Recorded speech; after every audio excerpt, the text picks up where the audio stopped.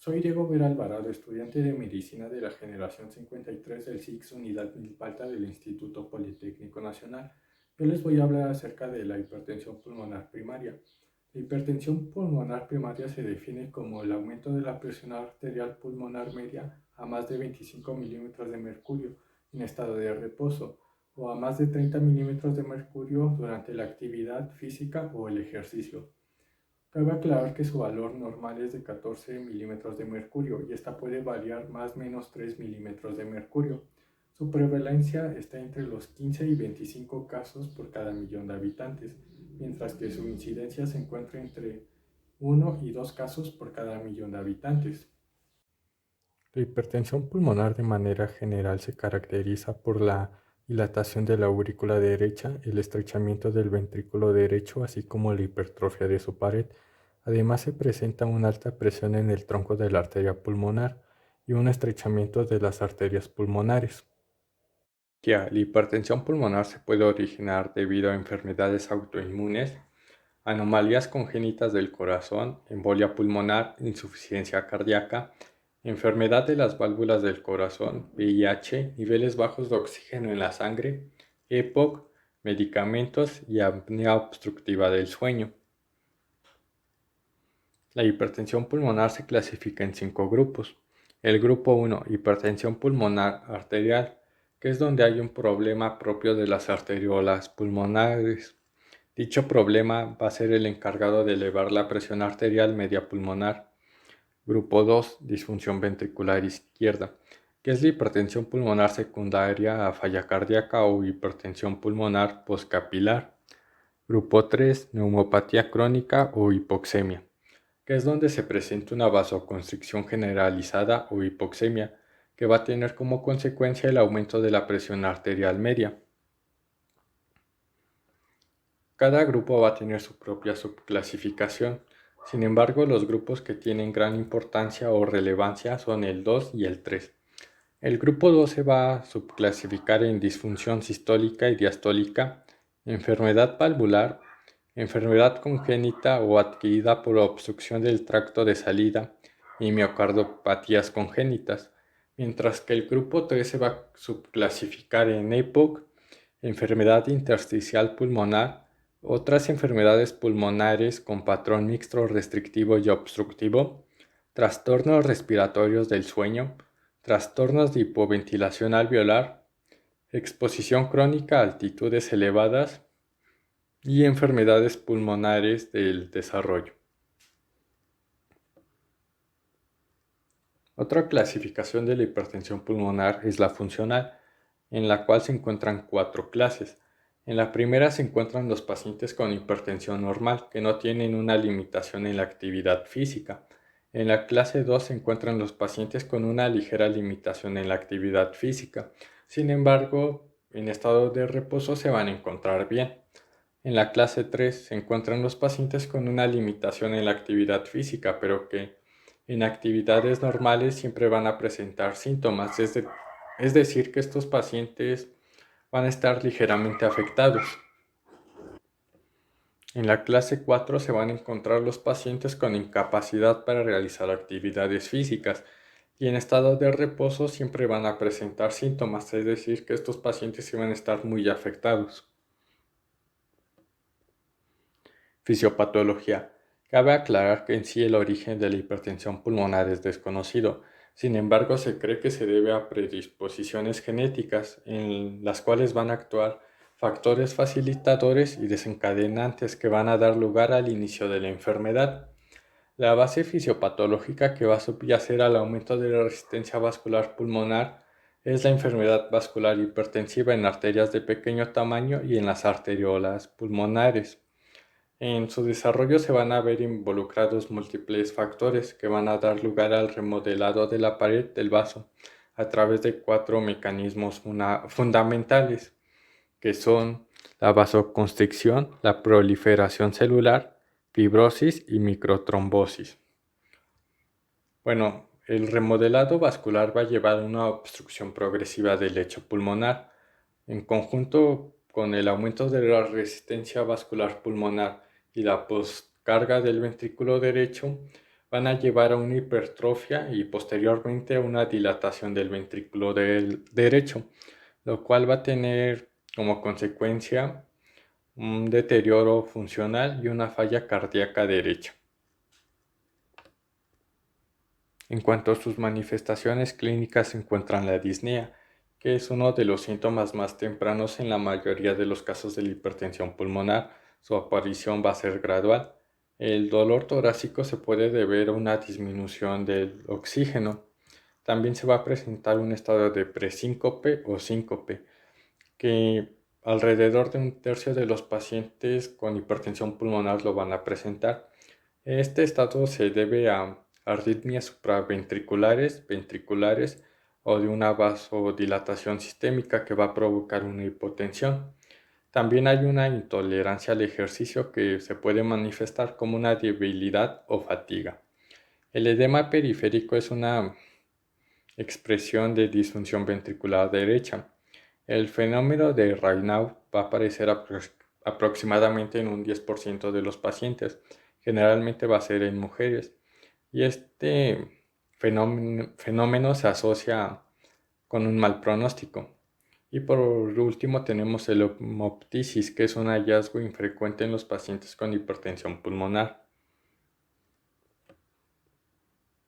También se puede encontrar un S2 reforzado, que es un aumento en el tono del S2 y este va a ser igual o superior al S1.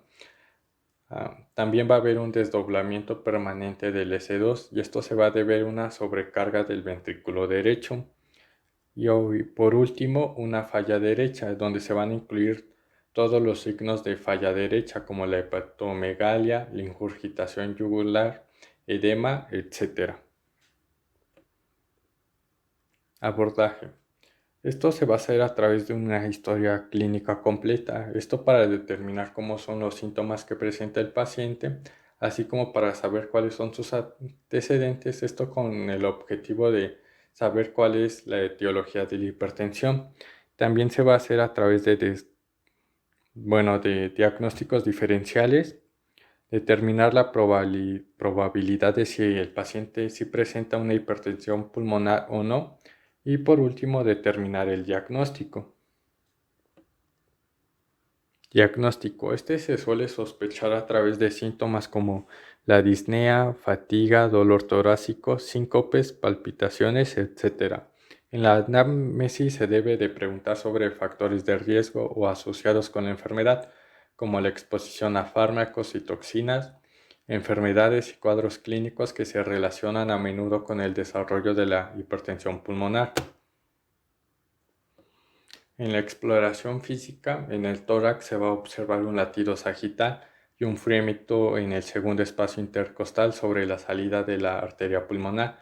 Estos hallazgos se dan en pacientes con hipertrofia ventricular derecha grave.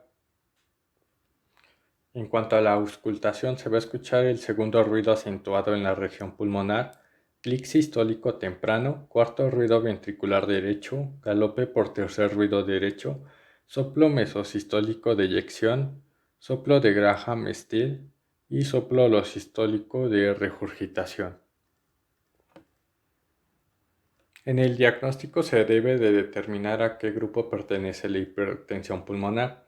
Para determinar si pertenece al grupo 2, se debe de detectar la falla cardíaca. En caso de que no se presente, se procede a determinar si es del grupo 3 o 4.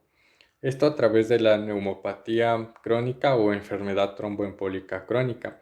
En caso de que no se presente ninguna de estas, se procede a realizar un cateterismo derecho, ya que es el gold estándar para determinar si la hipertensión pulmonar pertenece al grupo 1 o al grupo 5. Y ya por último se procede a realizar la clasificación de la severidad. Exámenes complementarios. En esto se encuentra la radiografía de tórax, en donde se pueden ver las arterias pulmonares prominentes con campos claros. Esta radiografía es muy útil para descartar causas secundarias como el compromiso parenquimatoso pulmonar, además de observar la forma del corazón y su tamaño. El ecocardiograma nos va a permitir evaluar el tamaño de las cavidades y la función ventricular sistólica y diastólica. También nos sirve para la valoración de la insuficiencia tricuspidia, para estimar la presión sistólica pulmonar, la morfología y la función de las válvulas cardíacas, así como para detectar la presencia de cortocircuitos intracardíacos o intrapulmonares, esto mediante el empleo de medios de contraste. El ecocardiograma nos va a proporcionar evidencias que indiquen o respalden la evidencia de la hipertensión pulmonar. Se va a lograr observar una desviación del eje QRS a la derecha, ondas P prominentes en las derivaciones inferiores. La onda R va a ser mayor que la onda S en B1 y B2 y se va a lograr observar una hipertrofia del ventrículo derecho. Otra prueba es la prueba de esfuerzo cardiopulmonar que se realiza para evaluar la respuesta terapéutica y nos va a revelar un patrón característico de limitación al ejercicio. Esto a través de la disminución del consumo de oxígeno máximo y la respuesta respiratoria exagerada. En esta prueba se va a realizar la caminata de 6 minutos que nos va a dar información bastante útil sobre la hemodinámica de reposo y la supervivencia a largo plazo. Otro examen complementario es el centellograma pulmonar de ventilación-perfusión, que es un método no invasivo y nos va a servir para evaluar la presencia de trombosis pulmonar. La tomografía computarizada nos va a permitir visualizar trombos centrales y tener vistas más detalladas del parénquima pulmonar durante la evaluación. El cateterismo cardíaco derecho nos va a servir para evaluar la presencia de cortocircuitos intracardíacos, para medir la resistencia vascular pulmonar, la respuesta a los vasodilatadores y evaluar el pronóstico.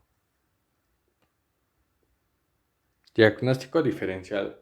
En este tipo de diagnóstico se encuentra la falla cardíaca de predominio izquierdo, en donde no se va a generar la hipertensión pulmonar, así como también se encuentra la enfermedad coronaria, cirrosis y síndrome de Budd-Chiari.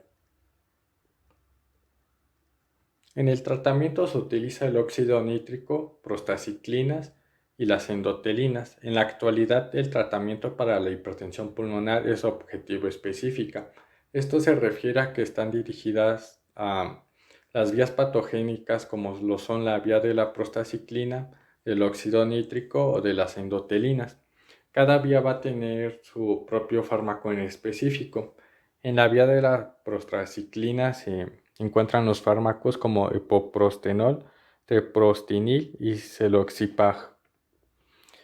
En la vía del óxido nítrico se utiliza el sildenafil tadalafil. En la última vía, que es la de los antagonistas de receptores de endotelina, se utiliza el bosentan, ambrisentan más intentan. En cuanto al pronóstico de la hipertensión pulmonar primaria, los pacientes tienen una esperanza de vida inferior a 3 años después del diagnóstico. Esto se debe a algunos factores, tales como un diagnóstico tardío, un diagnóstico médico incorrecto o un tratamiento inadecuado. Aunque algunos pacientes logran tener una esperanza de vida de entre 15 a 20 años y en ocasiones se llega a superar este rango. Es muy importante darle seguimiento a los pacientes sintomáticos o con manejo parenteral cada 3 meses y cada 6 meses al resto de los pacientes. En resumen, la hipertensión pulmonar puede ser secundaria a otras causas cardiopulmonares o puede ser de origen desconocido. Afecta principalmente a mujeres jóvenes y puede llevar a la muerte por insuficiencia cardíaca derecha en pocos años. El diagnóstico se basa principalmente en la identificación de causas secundarias. Los métodos más eficientes son la elaboración de una detallada historia clínica y familiar, así como un detallado examen físico que debe de ser complementado con un ecocardiograma, un centellograma de ventilación-perfusión o un cateterismo cardíaco.